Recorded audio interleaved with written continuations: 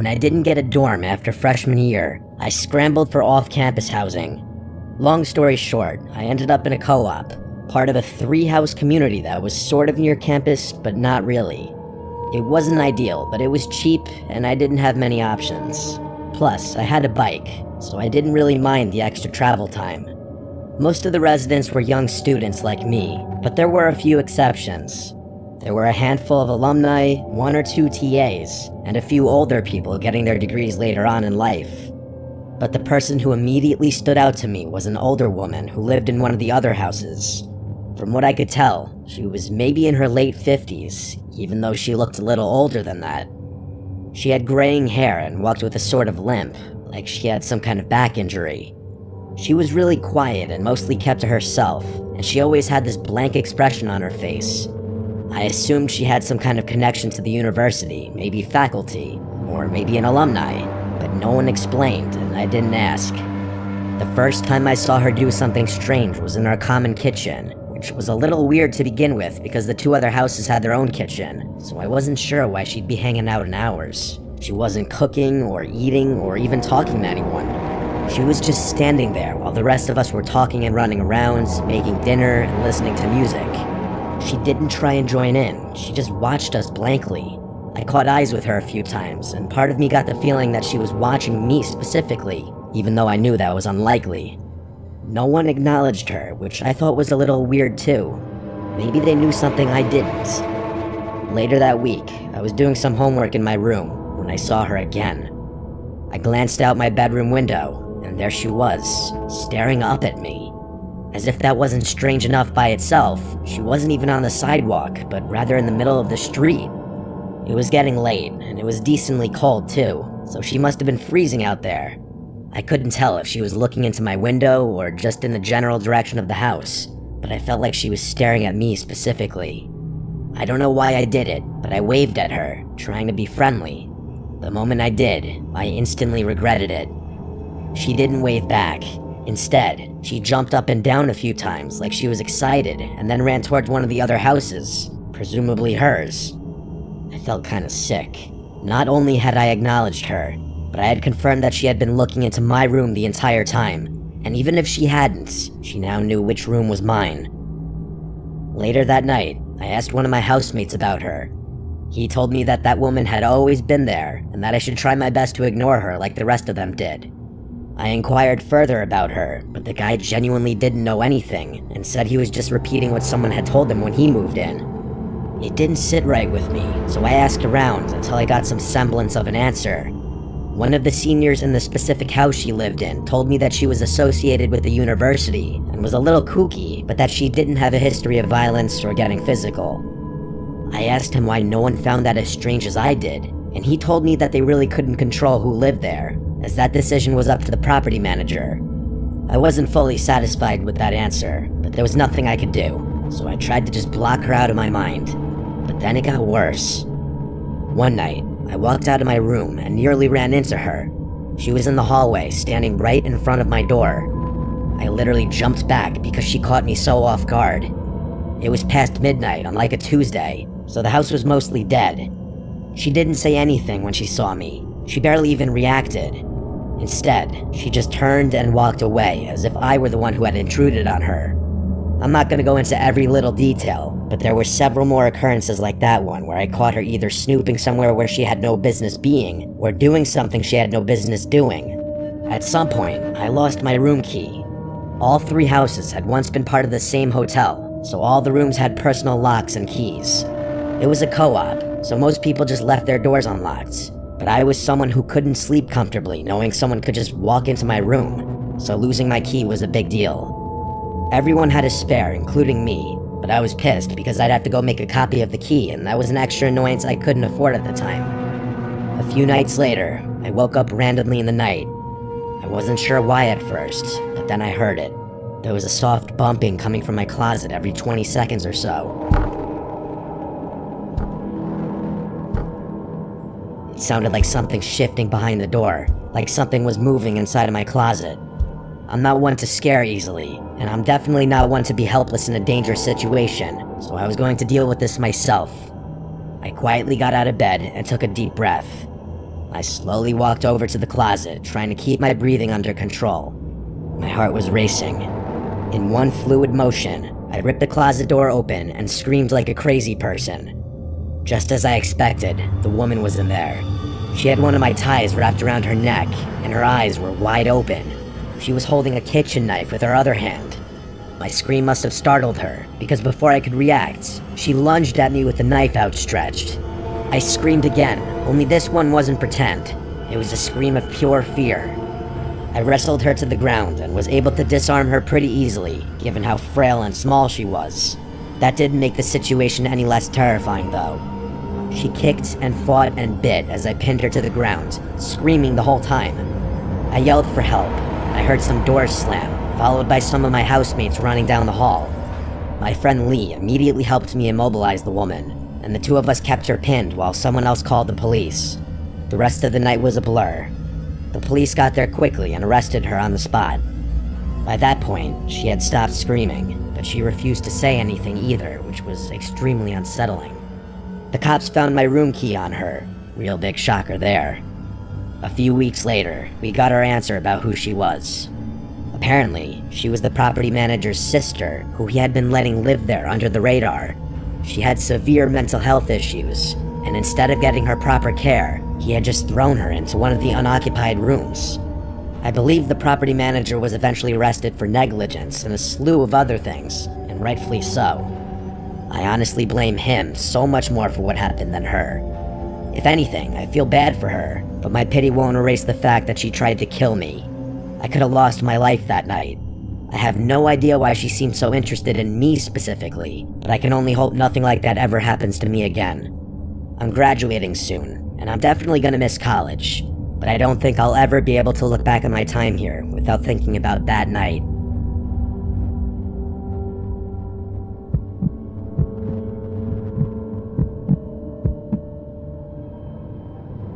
This isn't really my story, but I essentially watched the whole thing happen, so I'm telling it anyway. I've lived in a modest 2-story home with my husband Benjamin for the better part of 20 years now. All of our kids are out living their own lives, and I couldn't be prouder. What I'm about to tell you happened last year. Someone had just moved into the house across the street, which was really nice because I was getting sick of looking out at a vacant house all the time. I'm retired, so I spend a lot of time on my front porch, knitting, reading, enjoying the weather with my husband, you name it. I also listen to a lot of true crime podcasts out there, and sometimes I'll just play music. The person who moved into the house across the street was a young guy, maybe mid-20s. He drove an expensive-looking BMW and always dressed in flashy clothing, so I figured he was either well off or seriously pretending. I hope I'm not giving the wrong impression about him. He was actually really sweet. He introduced himself to us after a few days. His name was Quinn, and he was a few years out of college, like I had guessed. He was a really bright guy and got along really well with Benjamin. They laughed and talked about sports, and Benjamin even dropped a few of his own college stories that I hadn't heard in a long time. Quinn said he worked in the entertainment industry, and that he did freelance work for some internet personality person, whatever that means. It kind of went over my head, but it must have been lucrative. He looked pretty wealthy, like I said. He talked about stocks with Benjamin, and told us about some of the investments he was making. All in all, he seems like a nice guy. Things were normal for a few months. Like I said, I spent a lot of time on my porch, so Quinn would often wave to me when leaving his house, and I always waved back. I can't remember exactly when, but I started noticing the same girl going over to Quinn's house every so often. She drove a little white convertible, and she was pretty. Young, blonde, the type of girl you'd expect a guy like him to date. To be frank, she dressed a bit scandalously, which I didn't fully appreciate. I figured she was his girlfriend, maybe checking on the house while he was out. She had her own house key, so it made sense. It became a regular thing. Once, maybe twice a week, I'd see that car roll up while Quinn was gone. She'd go inside, stay for a while, then leave. I didn't really understand what she was doing, but young people date differently these days, so I kept my thoughts to myself. Then, one evening, I saw them together. Quinn pulled into his driveway with her in the passenger seat. That confirmed it. She was his girlfriend, just as I had assumed. But shortly after that day, things started getting tense. At least, that's what it seemed like. One afternoon, I was out tending to my little garden when I heard shouting from across the street. Quinn and the girl were standing in the driveway, yelling at each other. I couldn't catch what they were arguing about, but I didn't need to. She kept throwing her hands in the air, practically spitting her words at him. It looked like she was gonna strike him. Eventually, she got in the car, slammed the door, and tore off down the road. Quinn shook his head and went back inside. I don't even think he noticed me. I figured it was a lover's spat. Every couple fights, and it wasn't my place to butt in where I was unwelcome. But then I saw that girl's car in front of his house again when he wasn't home. Not once, not twice, but multiple times. I told Benjamin, and he said it was rude to pry and that I should just leave the poor boy alone, which I agreed with. But then came the night everything went sideways. Benjamin and I were asleep when we woke up to sirens blaring outside. We rushed outside, joining the handful of neighbors who had come out to see what was going on. Quinn's house was swarming. Police cars, an ambulance, the whole nine. We watched as the cops emerged from his house with that girl in handcuffs. She didn't struggle or scream, just accepted what was going on and stared ahead with a blank expression. We saw Quinn being rushed outside on a stretcher. He was a bloody mess, and I gasped at the sight. We didn't see him for a week after that. I was worried sick. When he finally came back, Benjamin and I walked over to check on him. He let us in without hesitation and told us everything. Apparently, that girl, her name was Ellie, had confessed to everything, making things easy for the police. For starters, she wasn't supposed to have his house key. She had stolen his spare and made a copy without him knowing. According to him, she started asking him for things. Fancy dinners, jewelry, expensive trips. When he hesitated, she got possessive and angry, which was when things started going downhill in their relationship.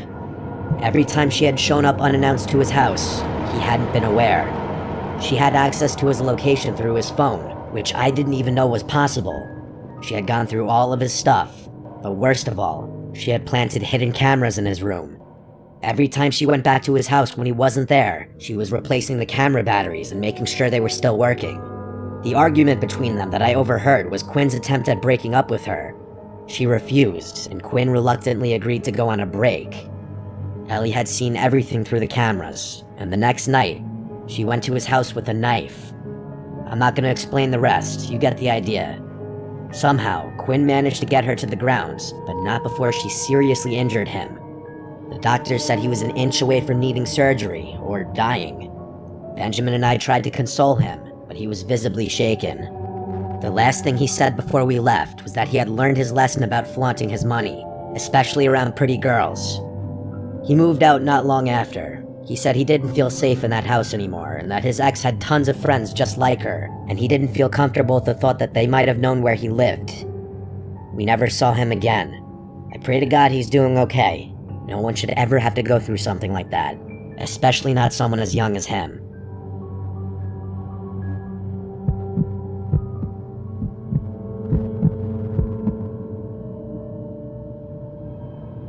When I moved into my new place, I was just looking for a fresh start.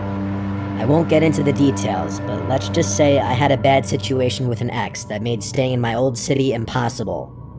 I ran into some money early in life and made some bad decisions about the kind of women I surrounded myself with. Lesson learned. The neighborhood I moved to is really nice. Low crime, quiet, mostly families. The houses here are really spaced out, which was partially what drew me there. But for some reason, the property next to mine is much closer in proximity than most of the other properties are to each other. And by the way, that house next door is huge. When I first saw it, I thought I could easily fit a family of 10. That's honestly what I assumed at first, that a big family lived there, grandparents and everything. But I could not have been more wrong. Even though I tried to be low-key, I wasn't going to be a rude neighbor. I took it upon myself to introduce myself to everyone in the neighborhood. For whatever reason, I decided to introduce myself to my next-door neighbors last. I couldn't tell you why. Everyone else I met seemed really sweet and genuine. I'd say 90% of them were parents of young children. And yes, they were all slightly intimidating, purely based on how successful they seemed to be.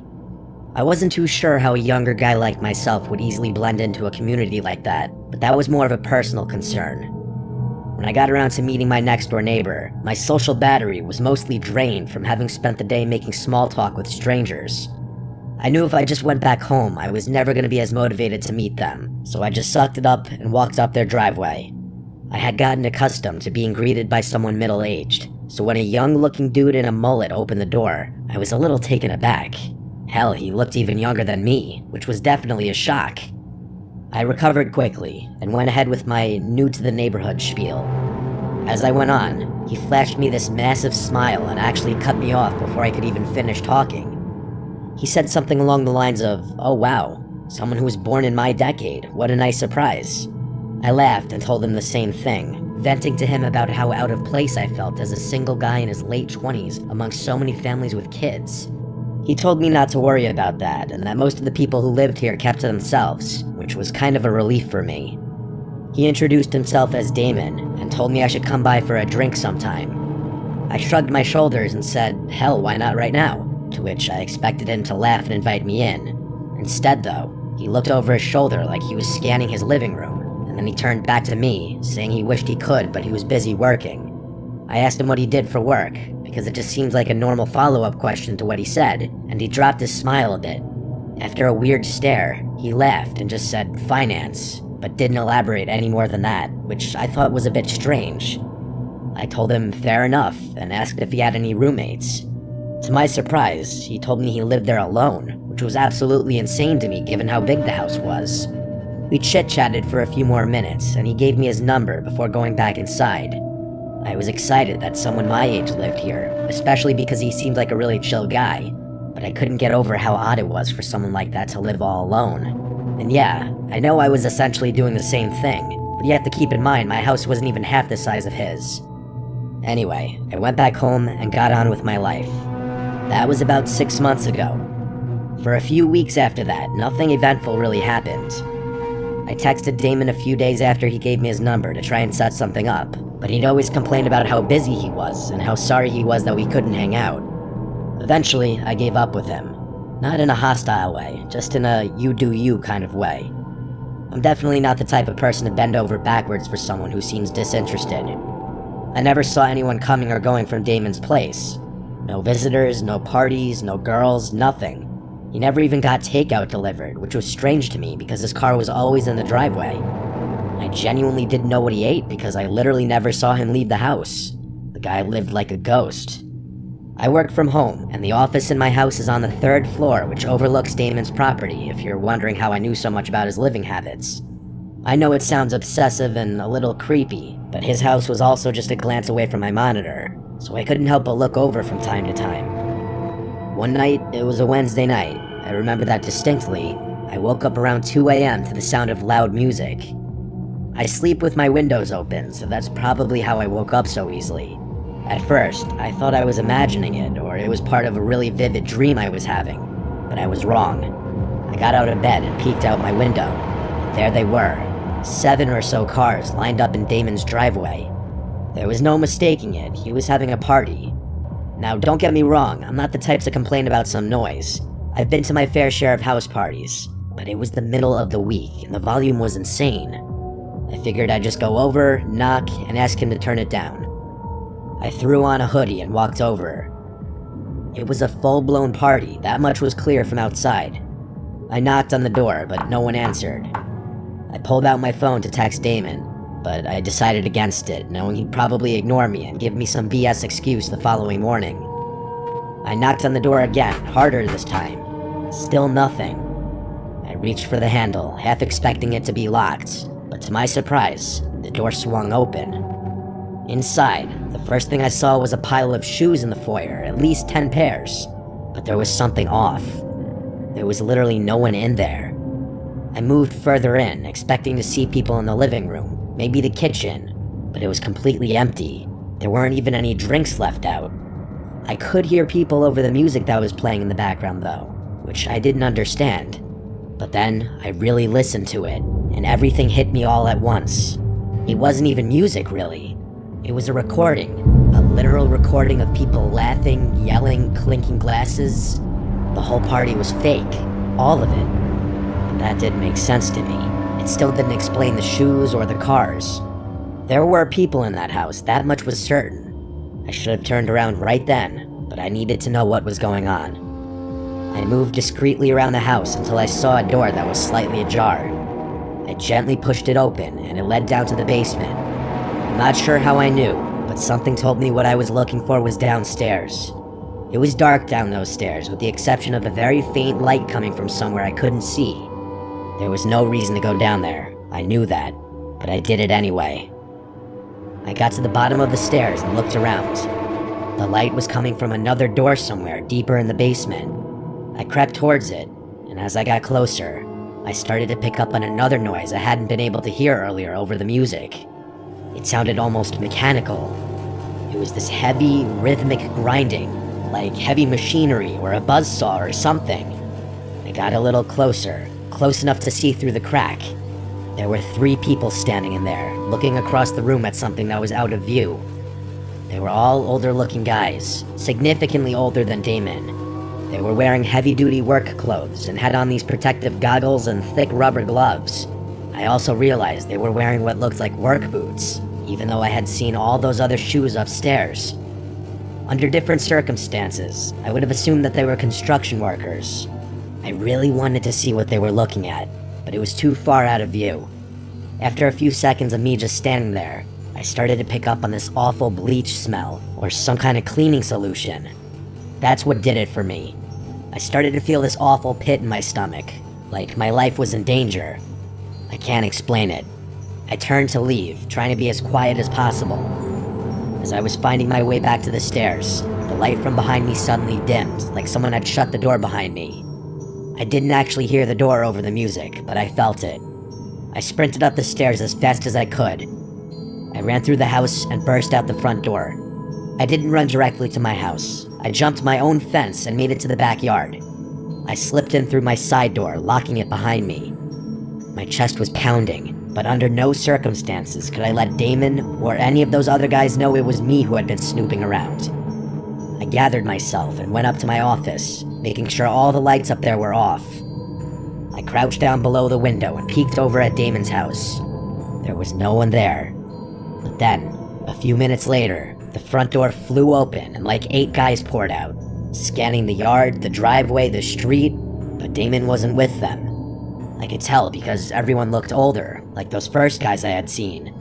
A few of them looked like they were arguing about something, but I couldn't make out what they were saying. One of the men actually shoved one of the other ones, and I thought they were about to start fighting in the street, but they didn't.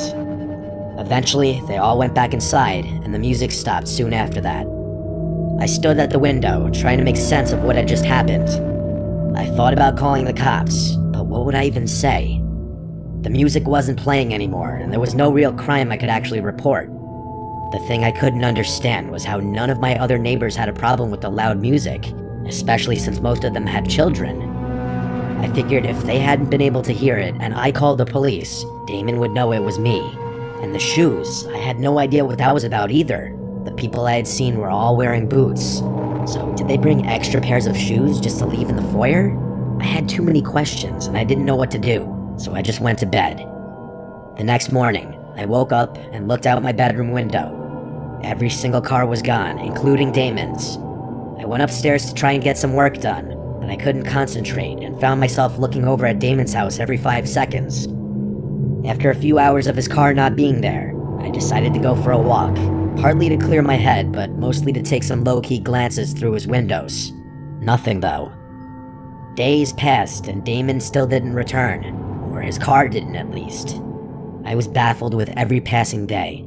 I still couldn't figure out how my other neighbors had been able to sleep through all the noises that night, so I just straight up asked them. I went to a few houses and asked them if they had heard the party he had a few nights ago. No one knew what I was talking about, even after I told them which house it was coming from and how late it was. I thought I was going crazy. That was a few months ago now. The crazy thing is Damon still hasn't returned, and it's clear no one is maintaining his house, as the grass is starting to get really long, and there's an untouched pile of packages leaning against his front door. I don't know what to make of this. It could be nothing, but I feel like no one would go to such lengths to disguise what they were doing with a fake party, unless it was something illegal. But would people going to such lengths really forget something as important as locking the front door? Maybe that's what those guys had been arguing about. I really have no idea, and the fact that none of my other neighbors seemed bothered by it makes me think I'm involved in some huge conspiracy or something. I know I'm just being paranoid, but I just have so many unanswered questions. When Damon returns, if he ever does, I'm debating whether or not I should just go and straight up ask him.